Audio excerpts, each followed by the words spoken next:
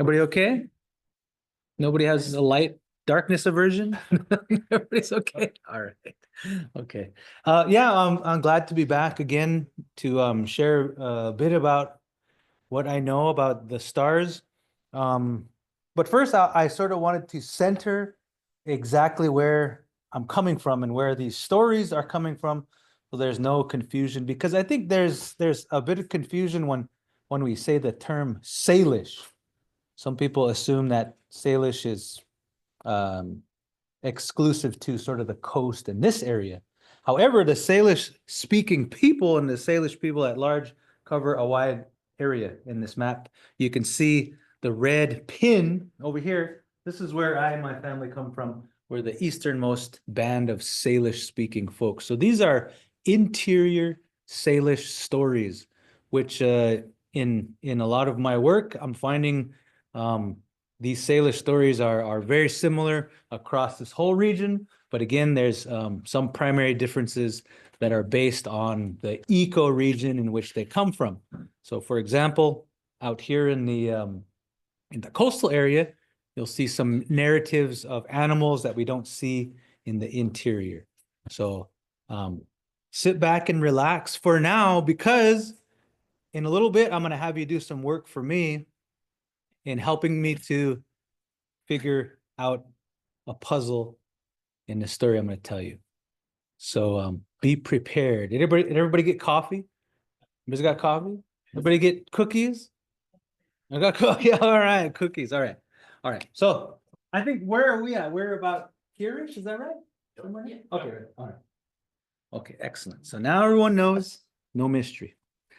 Okay, if I can get this to work. There we go. All right. So a long time ago, before the humans ever walked this earth, there was a number of things that had happened in the far past that constructed the world in which we see today. But also there was things that happened that constructed how the night sky looks as it does now. And so this very brief story is going to narrate one of these things that we see in the night sky today. And I bet you can figure it out by the time we get to the end. But then we're going to use this again to figure out a mystery. Are you all ready? You guys are really quiet. I like that. Yeah, real quiet. So as I was saying, a long time ago, the land was populated by just these animals, just animal creatures on the earth. And there was a couple of animals in particular that had responsibilities to clear the land of these things that were going to be harmful for humans. And in their work, they did some good things, but also they were kind of foolish in a way, and they did a lot of bad things. So they were demonstrating, in a way, sort of a pattern of human emotions and human wants, and kind of instructing us on what to watch out for. So this particular story, very short, it's called Simchait Janoskit, and it means the grizzly bear that's in the sky. So again, like I said, this was long ago. No, there were no humans around at this time. And there was a Simche, and this, if anybody knows of the grizzly, they know he's kind of temperamental, he's kind of grumpy, kind of about about 4:30, how you kind of feel, you're at work and you're like kind of grumpy, you don't want nobody talking to you, you just want to go, you want to go home. Well, he's kind of like that. He's real temperamental and gets mad real easy. Well, in this case, he happened to have married a black bear. So he married the black bear, and they were living with his brother-in-laws. The black bears were his brother-in-laws. And one of them, he didn't like him too much. He said, this grizzly is just too grumpy. He's just too grumpy all the time. And then sort of the middle brother-in-law too. He's like, I didn't know about him. He's like, I don't know about him. I don't trust him. He seems up to no good, and I can't talk to him because he just grumps at me. But the youngest brother-in-law, he liked him. He was kind of had a liking to him, looked up to him in a way. And so they got to thinking about this grumpy grizzly bear. And as they thought, they were thinking about, well, I don't know how much longer I can take this grizzly bear grumping around at us. We can't say nothing to him. He just grumps at us and he growls around and he's just no good. So they come up with an idea. They're like, okay, I know what we ought to do. This is just got to happen. We're left with no choice. We're gonna have to kill him. That's the easiest way to get rid of a grumpy person, right? No? Nobody's thought that? You didn't think that? Come on, man. Let's be honest now. You've thought it. No, maybe not to that extreme. There's some paperwork involved. Yeah. Yeah. We don't. So they concocted this idea. They said, okay, well, we're gonna since he goes out, hunts quite a bit, we're gonna follow him and then we'll take care of him at that time. But the youngest one was of course liked him, and he thought, well, he had his own private thoughts. He said, I don't think this is a good idea. But of course, the youngest, nobody ever listens to them. Who's the youngest in here? We got a couple youngest, right?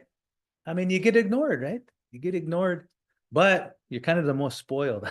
Be honest, right? Are you? I guess so. Yeah, yeah. You kind of get anything you want because no, all the rules have been broken already, so you just let things go. So the youngest was thinking, no, I don't think this is a good idea, but he didn't say nothing. So I'll just go along with my big brothers because I don't want to get smacked around by them. So they start and initiate their plan. So Simche goes marching off, and of course he's grumpy as ever, grumbling around, yelling at everybody, just being this no good. So sure enough, the black bears are following him, sneaking up on him. And as he goes further and further away from their camp, the young one, just before the older two brothers get ready to draw their bow and shoot the grizzly, the Simche, he yells out, "Shtish," which means guard yourself. And so right at that moment, just before the arrow hit him, he turned around and looked. And like things were in the past, they were transformed in that state into the stars, along with his brother-in-laws, all up into the sky. Anybody know what this one is? What? The Great Bear? The what? Yeah. The Great Bear? Yeah. Oh, you guys are smart. How did you know that? How did you know that? Yeah. So the unique thing about this story is it's narrated as if we're looking down on the story, not as if it's a storybook where we're reading it and we see the side profile. So actually the cup of the dipper, as is commonly referred to, is actually the footprints of the bear, the grizzly bear. That's where his feet are. And the three behind it, of course, is his brother-in-law's looking to kill him. So now let's fast forward. Fast forward in time. At some point in time, humans came, lived alongside the animals for a bit. And then at some point in time, things turned over and the animals, they stopped speaking to us. So we don't understand them no more. We don't have the same language anymore. So they've sort of given us our turn to be on the earth in the way we are now. So we fast forward and keep thinking about this constellation now, this what we call the Simchech Anaskit, the grizzly bear in the sky. And we're going to fast forward ourselves to about maybe the 1750s or the 1800s. So during this time, my people over in Montana, the Salish people, we did this little journey from western Montana into eastern Montana. About 3 times a year, we would make this journey to hunt the buffalo, to hunt the bison, to get enough meat, and to get the proper hides that are needed to make the teepees and the clothing. And during this particular time of year, the people were all getting prepared. The headsman of the tribe had decided that it was getting near the time to go. And so they made a plan. They announced their plan to the people and said, it's time to go to make our journey, our 16 to 21 day journey into the plains of eastern Montana to get the meat that we need and the hides that we need for the things to survive. And all the people would gather together. They would know their roles and responsibilities because they've done this for hundreds and hundreds of years, making their way into the eastern Montana area. And in this particular case, there was one young lady, maybe about 12, 13 years old. She had been raised just like any other young girl in the tribe by that age, to already know how to do many different things that the older adults knew how to do. She knew how to take care of the camp. She knew of the hazards along the trail. She was smart in the way of keeping the family home together. At a very young age, all the young people knew these roles and knew how to do them well. And so in this case, as the camp was packing up, getting ready to go, and it didn't take long for them to get their provisions ready and packed up, and everyone sort of getting in line with the things that they needed to take this long journey. The young girl, their family decided that they weren't going to go. They said, we're not going to go on this trip, but we're going to send you, talking to their daughter, we're going to send you so you can bring some meat back for us. We're going to sort of, in a way, rent you out to a family, help them, and they'll give you a portion of the meat that they get. And so they start giving her instructions on things to look out for, things to be careful of. But she's already well aware of how to ride the horses. She's well aware of how to pack the horses. From a very young age, she's been riding these horses and understands the method and the ways of doing things with these horses. She learned, of course, from her parents, but also from the old ones. Her grandparents taught her all these ways, not formally, but very informally, just by watching and doing. So she already knew what she needed to do to do this work. She was not afraid. She was ready to do this, as she had seen many of her other siblings do in the past. So as the camp was getting prepared, breaking their camp and packing up the teepees and all their provisions, she was getting her instructions on, again, the things to watch out for, how to keep the camp right and well, how to cook and prepare the food that was needed along the way, because this was a long and dangerous journey. And the parents knew it, and anyone else who decided to stay behind, they knew that at some point, some of these people might not come back. They might run into the enemy, get into a battle. Some people might perish in those battles. Maybe there was some dangerous crossings, or somebody gets thrown off a horse and get hurt. So anytime the people got prepared for this dangerous journey, they would like to prepare in the best way they could. The strongest of warriors would prepare their weapons for both hunting and for battle. The young people, or the parents who are taking their children along, would prepare them for this long journey. And so all the old warriors already knew the dangers, and so people felt a sense of comfort because they moved as a group, and they knew that if they had a large enough number of people, that everything would be okay, and they would not get harmed too much by the enemy.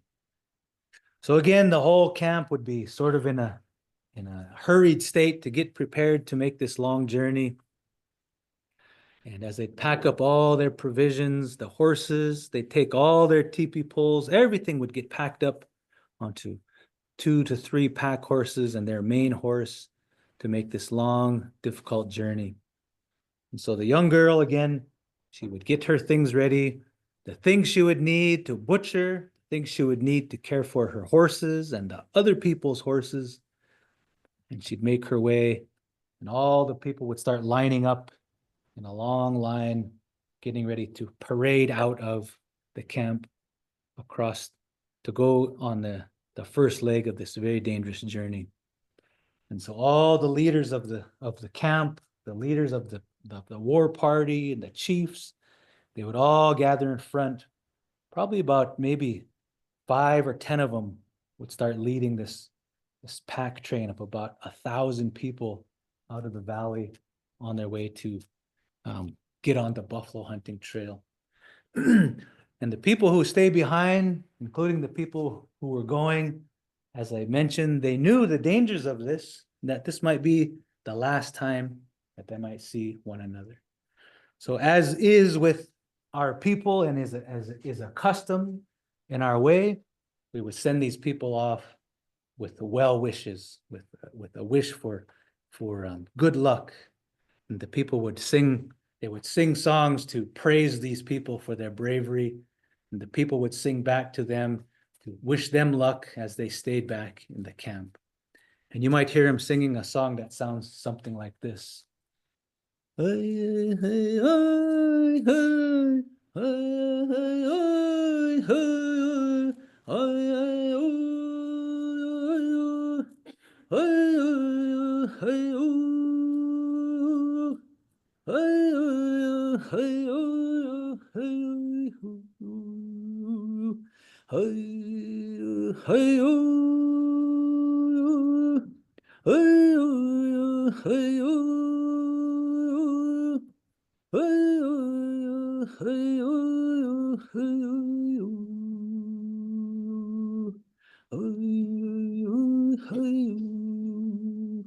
And the whole camp would sing this song as they were leaving. A very solemn time, as I mentioned before. It might be the last time they would see them. So as they make their way down the trail, they make it to their first stop, about a day's travel. Was sort of an area where people would come together to meet.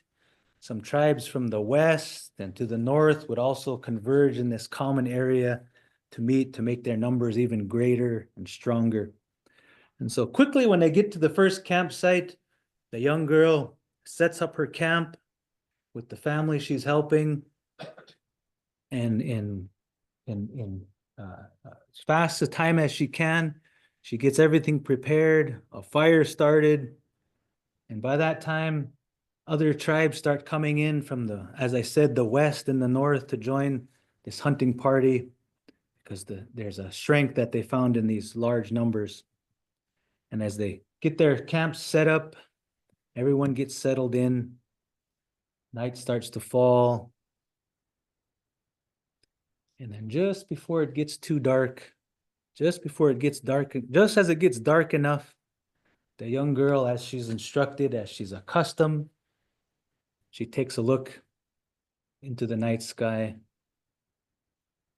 to see sort of what things look like.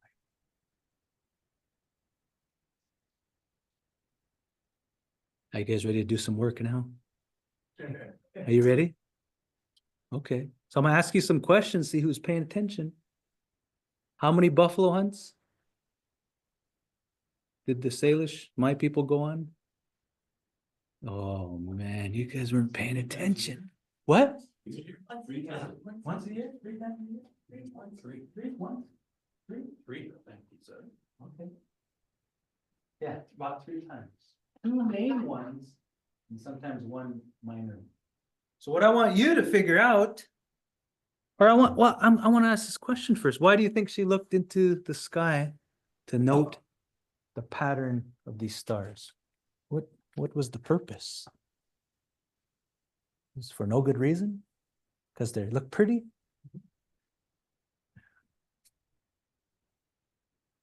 No idea. Tells you the season. Does it? Yeah, it does, doesn't it? It does. So I want to ask you if you know. What season is this buffalo hunt happening? Let me just quickly check. No, I'm not. I thought we was all astronomers up here. Well, it's not winter because there's no Orion. Okay. What I want to do is I'm gonna help you all out. The chart is reversed. Okay. I'm gonna help you all out. I only have a few of these, so we're gonna have to share. And they're kind of beat up a little bit. But this would represent what she would know, or her knowledge of the sky. And I'm gonna see. Are you guys all? Yeah. You don't even have it. Can we turn on the lights? I can't see the dark. Yeah, I'll turn the lights on, yeah. I was gonna say, I just put my light on, like, Oh. oh, I'm making my better glasses. there you go. Oh, yeah. Oh,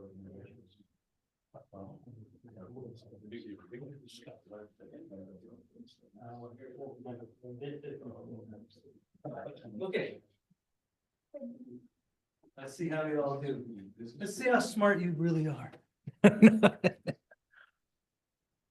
Okay. Yeah, that one's kind of beat up. All right. Anybody can tell me what time of year it is? You probably already know, so you just hush up. So this is better done in a planetarium. So yeah, if you can imagine this being over the top of West. Oh, somebody want to guess? Yeah. Not gonna say October. October? Okay. October? Somebody online, I think said something, I didn't read it fast enough. Okay, I'll give you, I'll highlight some things if you can't see it, just so. It's the south. Oh, there we go. There's Yeah. the dipper. There it is, yeah. And you can see south is up here, right? West, east, and then of course north. Now I gave you a tool, right? I gave you a tool, but you have to do a bit of decoding, right? Yeah. Yeah. Quite a bit. Quite a bit of decoding, a bit challenging, right? So, So is that, so. let me see. Let me see if I can help you out a little bit. I'm gonna give you this other. I'm gonna give you this, but we're not gonna use it yet, but I just want you to use it to help you try to figure out sort of the demarcation of the years. We're not gonna use this yet, but we'll use it in a little bit. Okay. Let's see if I can help you all to understand how to read a little bit of interior. I only have just a few things left. You guys all have to share this one.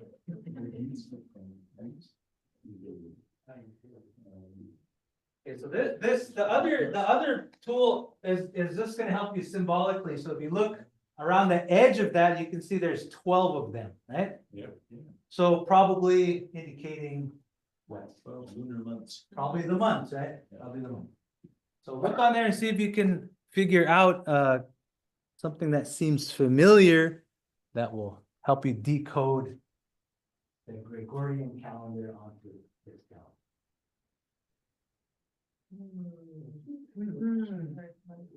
All right, so let's look at some common things. So something very common in at least in Montana is a common occurrence is when the geese start flying either north or south. What month is that around here? September.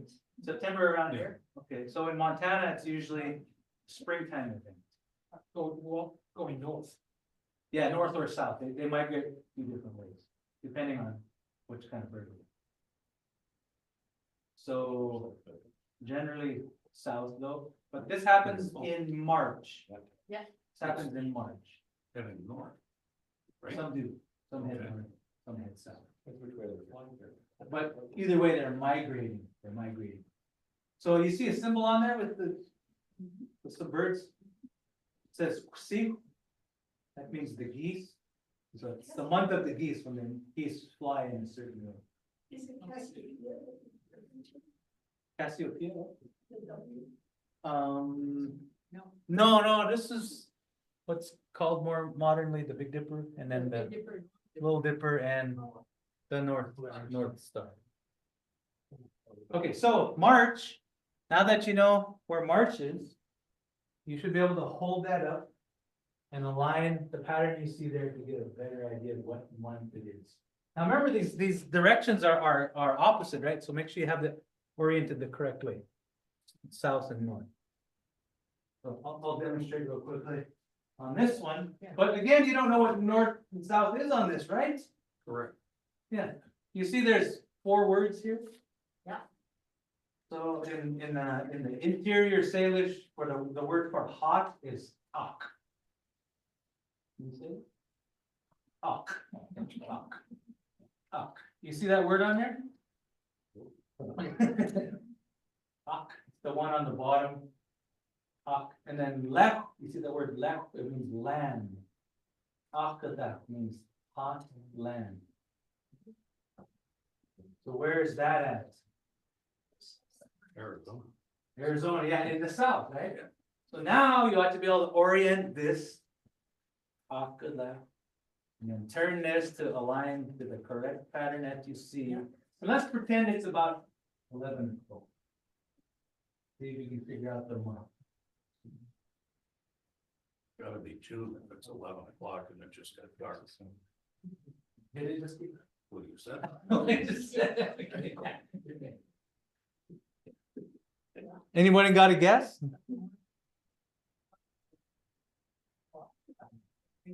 Completely digital? Yeah, You went completely digital, nice, okay. Anyone got a guess?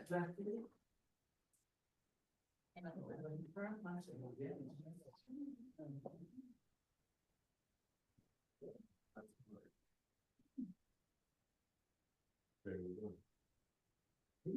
Expect the show up to have to think. I didn't know.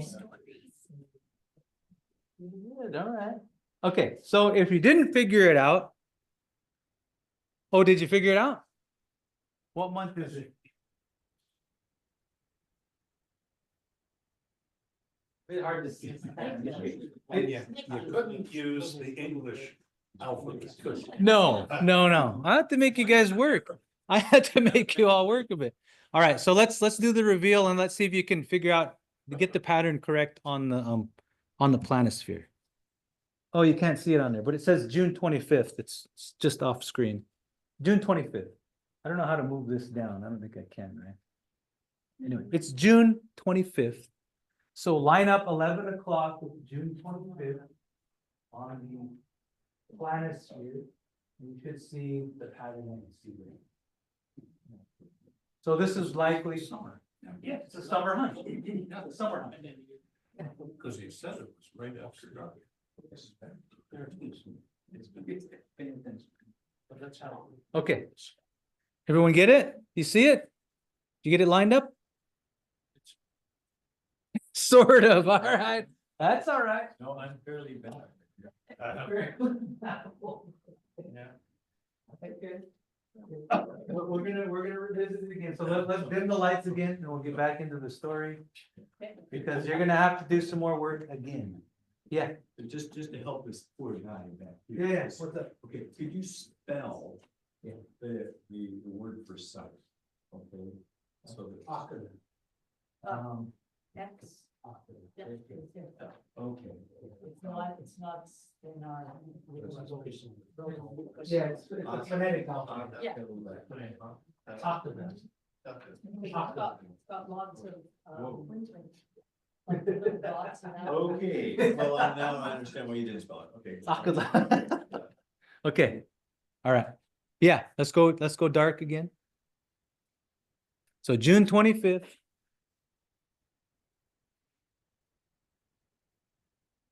Okay, so back to the story. I think someone on the Zoom got it correct too. I think they said summer. But anyway, okay, here we go. So as the day comes, the sun starts to rise again. Again, the young girl is proficient in keeping the camp, so fairly quickly she breaks the camp, packs up all the things, and they get prepared for the second day of their long journey. Now, the previous day, the chief of this hunting party had sent their scouts out, check up the trail, 2, 3, 4 days up the trail to examine if there's any enemies in the area. And so the word spreads pretty quickly that they spotted a few campfires of the enemy that had been straggling around in the area. So the people become a bit more alert in what they're doing. The young girl packs the horse differently to keep things a bit more secure.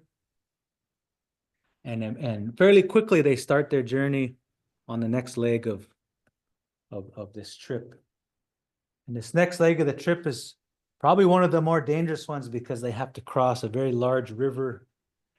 So she gets prepared for this dangerous crossing. And as they make their way along the trail, imagine about 1,500 people going down a trail and the young girls walking up and down the packed train of horses to secure things that might have fallen or retie items that are starting to come loose. And the young men, the young boys are leaving the trail and running down to the river to fetch water for the older people or for the warriors or for the animals. That's their training. They run back and forth to make their legs strong and keep them in good health. So as this is all going on, the headsmen of the camp, they're talking about their plan for the next couple nights to guard themselves against potential enemy attacks. And the warriors, as I mentioned, prepare their weapons just in case there's an ambush. The most prized thing that the enemy wants is the horses, the hunting horses, who are trained very well to ride along with the buffalo, to get them close enough to kill the buffalo without the occupant getting hurt. So they protect these horses with everything that they've got. And oftentimes the enemies would also come in and they would kidnap the young children so they could have more strength in their tribe. They'd kidnap the young women and young boys to keep them as part of their own people. So the warriors were always prepared to take a life, to go into battle. So they became very alert and very aware as they're making their way along this trail and anticipating the dangers ahead. Like I said, the young women would secure everything as they were walking along. The young men would be feeding the people and giving them the water they needed as they made their way. And as they made their way across this dangerous crossing, sometimes they'd float down quite a ways before they could get across these dangerous rivers. They'd have to bundle all their items into the teepee covering, along with some brush and wood, and float across these rivers. And as you can imagine, as they got across, things were a bit wet, so they'd have to make camp that day in that location. So the camp was a bit different this time. They would put the teepees in a big circle. They'd hobble all their best horses in the middle to try to protect them, as they knew that the enemy was maybe nearby and might be trying to sneak in and raid and ambush their best horses. So as night started to come among the camp, the headsmen of the tribes would send out night watchmen to keep track of everything, to keep everybody alert and to keep people calm and at rest. So the young girl would get ready and prepared to sleep for the night. And she'd be, as she lay down, she would hear the voices of the night watchmen. They'd try to calm the camp down, and they'd be singing their songs to calm everybody. So you might hear them singing, "Oh, oh, oh, oh, oh, oh,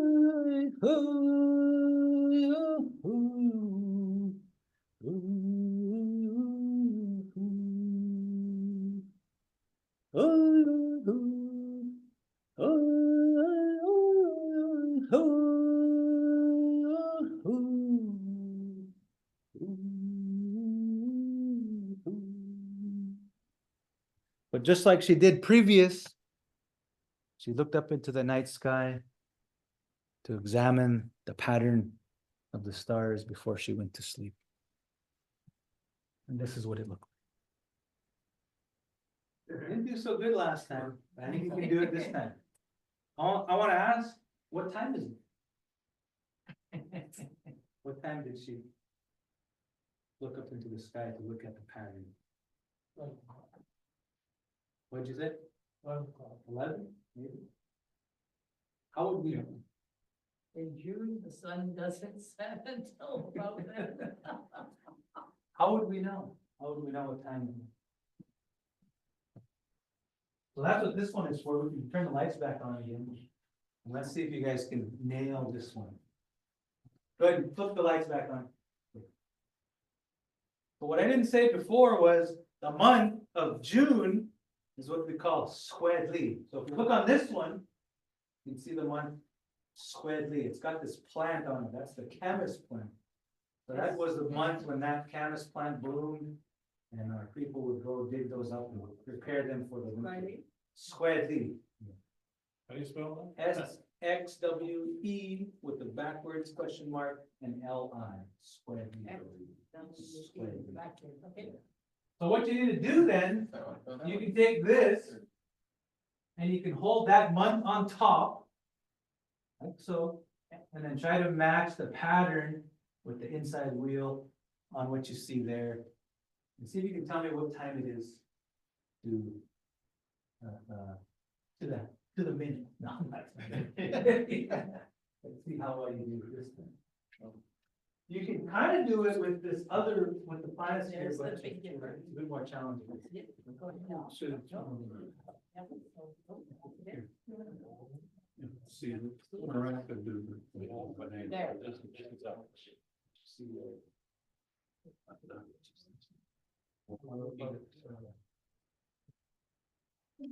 And if you're having a bit trouble seeing the constellations there, put them.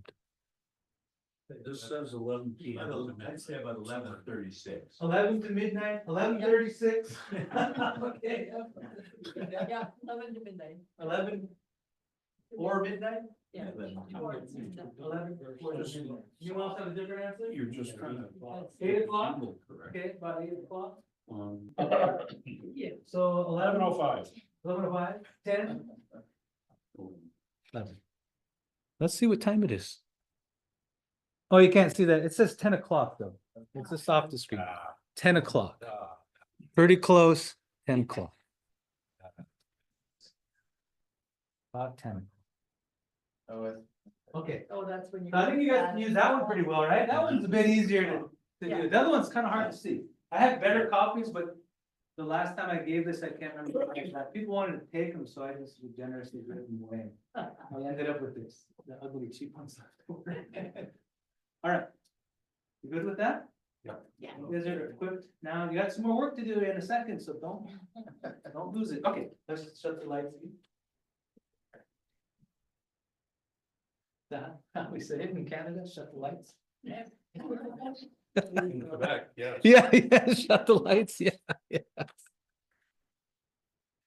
Shut the- Okay. Let's see.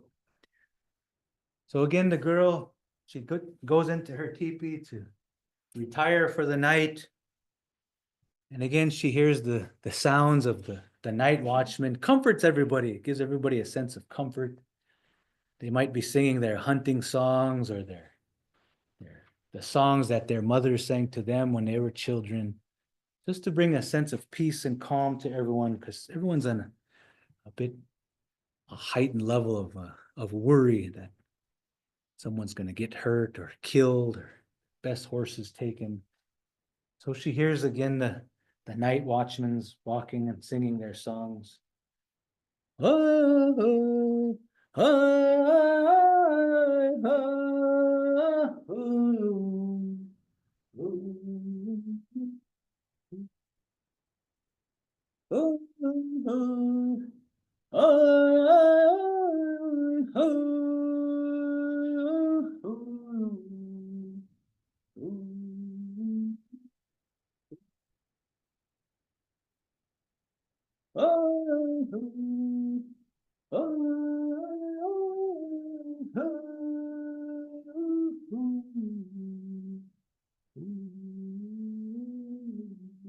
And then there's a big eruption in the middle of the night, and they hear a lot of commotion happening outside. She wakes up and she knows, she hears the language of the enemy being talked. And she can hear them saying, get the horses, get the best horses. The camp erupts into commotion, and she knows right away what's happening. They're getting attacked by an enemy. And so right away she gets up, she leaves the teepee and tries her best to help out. She tries to grab the horses that have gotten away, and she can hear the warriors engaging in battle. And she knows that this is a very challenging time, that she needs to be on her the bravest she can be to try to help out. And so she starts grabbing the horses and anything she can do to help her people to get past this moment. But of course, the next thing she does, of course, is she looks at the sky just to note what's going on up there before she starts to help. And she starts grabbing horses and things to help out. She feels somebody grab her from behind, lift her up. Next thing you know, she feels a strike to her head. Everything goes.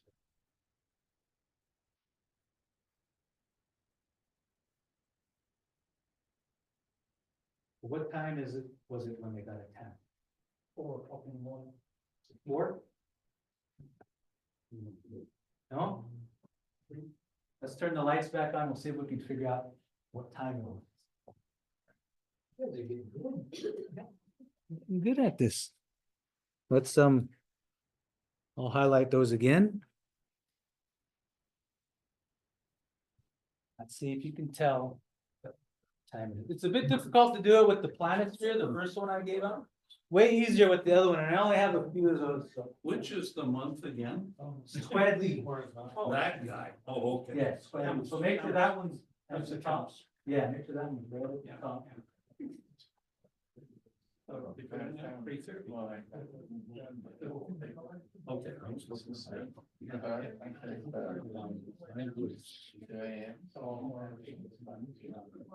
would suggest Marac and do 2 stars at the bottom. If you have one of the clocks, share it with your neighbors so they can also look and try to figure it out too. Hand out my back. We'll see if we can all figure out what time is it when the camp was attacked. 2 a.m. 2 a.m.? Yeah. We got 1 a.m., we got 2 a.m. 1. Yeah. We're back here, 1 o'clock? 1:30. 1:30. That's what you say. Yeah.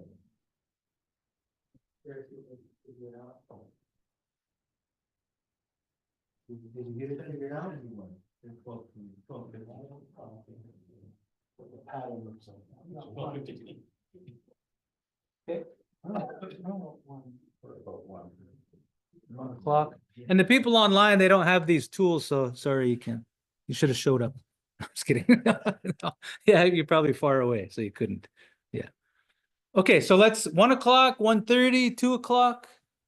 Any other guesses? 1? So she got a few hours of rest, if that's true. Let's see what time it really is. Oh, you can't see it, dang it. Yeah, 1 o'clock. It says 1 o'clock. 1 o'clock. Then is that what you said? We said 4, okay. I said 10 to 1. 1 o'clock, 10 to 1, all right, you're okay, 10 to 1. We outvoted him. We all vote, okay, 1. So it was 1 o'clock. 1 o'clock. Okay, 1 o'clock. Let's go, lights dim again, lights out again. All right, so now you all should be an expert at this clock now. Okay, as I mentioned, everything went dark. Sharp blow to the head.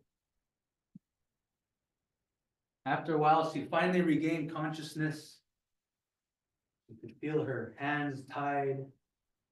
She could feel herself on the back of a horse, the slow trot of a horse. She knew she was captured. She could hear the enemy talking. She understood their language. She knew that they were taking her back to their camp. to be part of them now.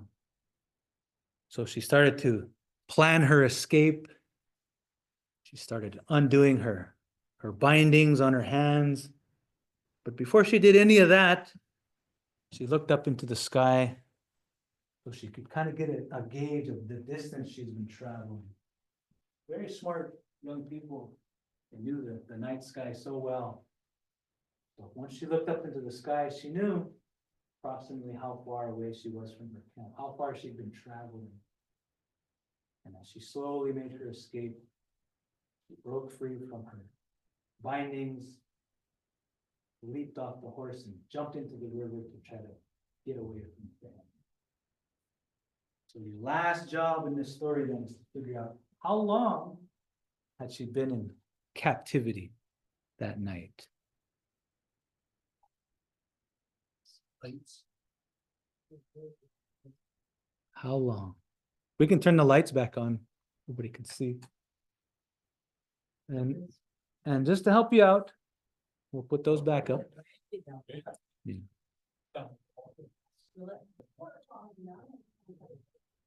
4 o'clock, we got a 4 o'clock in the back, we got a 5 o'clock, and a 5 o'clock, 5 o'clock, 5 o'clock. What do you think? 4 hours. Between 4 and 5? 4 hours again? Okay. That looks like 5 AM to me. If this is right up. That angle here. Yeah. Pretty good. You're getting really good. All right, so let's, I won't reveal it, but I'll tell you what it is. This is between 4 and 5 o'clock. It's pattern right here. 4 and 5 o'clock. So she'd been in captivity how long? About 3 hours. So how far away do you think she is from her camp? Anybody know how fast a horse can trot? No horse can trot or walk. Trot or walk, yeah. On average trot, I suppose. I don't know. If you captured somebody, would you be walking or trotting? About 5 miles an hour, so you can sort of gauge how far you might be based on the time, how fast the horse is. So this story was, again, all from this knowledge that she would have gained about these constellations from these stories. And really this intricate knowledge that all people had across the globe about the night sky. We used to be able to just look up and tell the time if we could see it. But we've become somewhat removed. And oftentimes we don't even know the direction these stars go at. Some young people don't even understand that these stars appear to move in.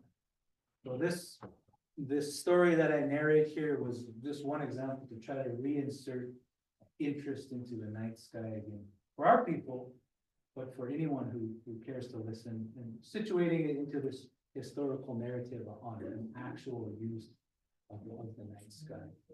So I've been giving this talk a number of times. I had an opportunity to give this the particular story at the planetarium, the Space Center in Vancouver, so everybody could see the stars above us, and it was really neat to do this whole story in that sort of space. But that's all I got for today. Did she get away? You'll have to invite me back. Yeah, you'll know. Yeah, it's a cliffhanger. You'll know. That's just, that's fascinating though. Yeah.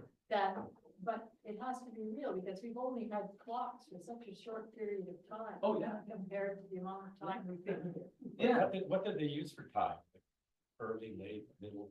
Well, in the language is demarked by like some very common occurrences, like for the daytime, it's obvious, it's when the sun's straight overhead, when it's about a quarter of the way through the sky. There's a number of times that's demarked how the sun looks when it's coming off the horizon, and then again as it's going below the horizon. And then of course 3/4 across the sky.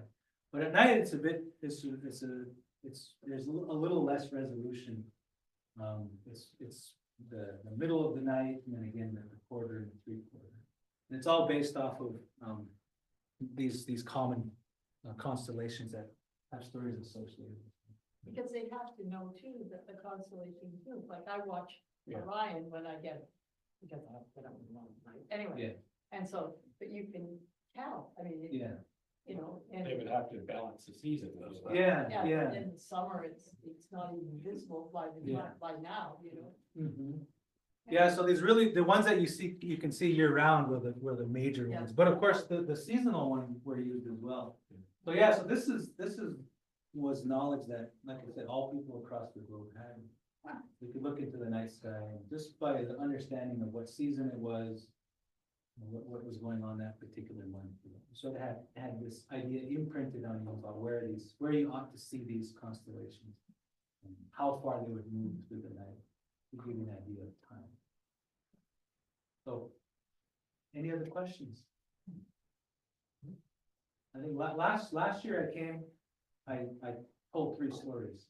This one was a bit different, where I wanted to show the sort of practical application. of these that I have done. I want to thank you for that. Because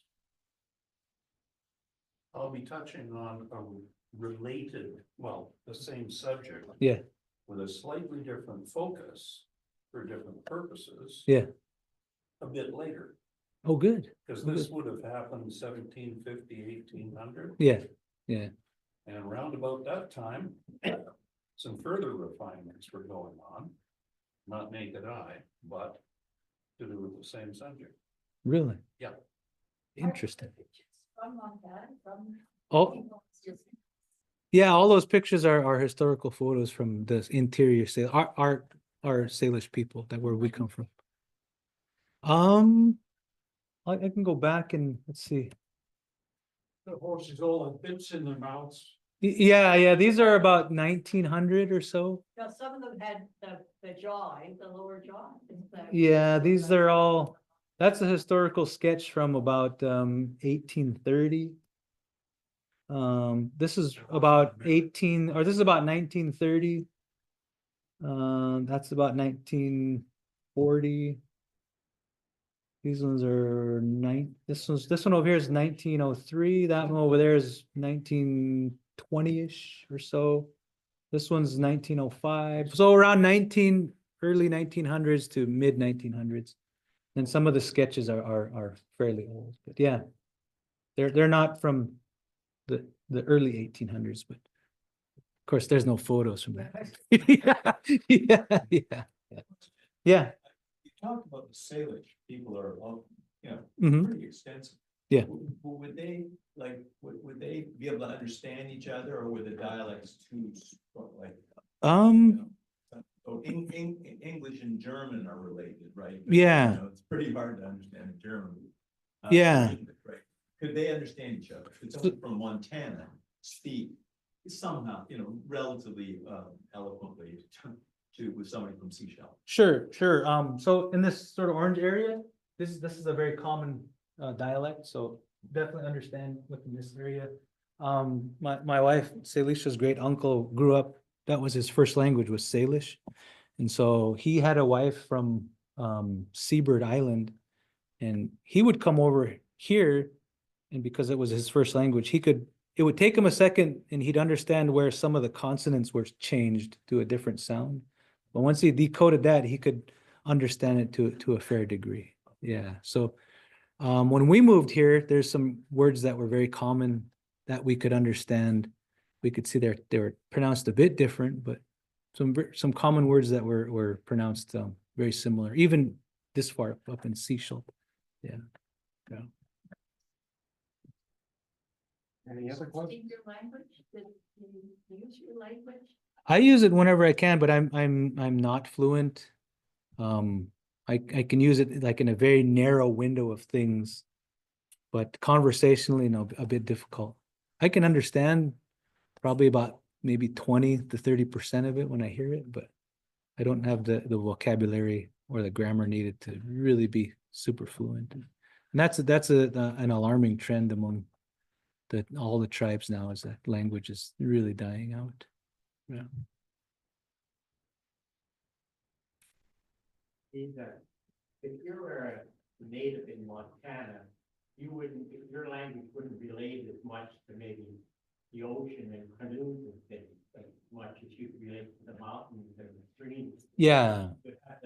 So there, you probably have common things if you're talking about the sky or things. Yeah, But then there's things specific to your geographic location that yeah. wouldn't be as aware to you. Yeah, it's true. As an example, I don't know how many varieties of huckleberries there are in the Pacific Northwest, like 13 or 14, but in Montana, there's maybe 3. So there's this really rich vocabulary around huckleberries, but in Montana, it's really limited. We only have, I think, 1 word to describe the 3.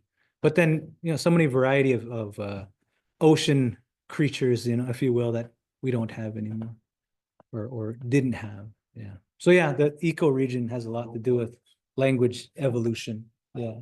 I don't think they did too much about. Yeah, yeah, and then that's the other thing. So a lot of the common interior language vocabulary doesn't fit. Yeah, you had a question?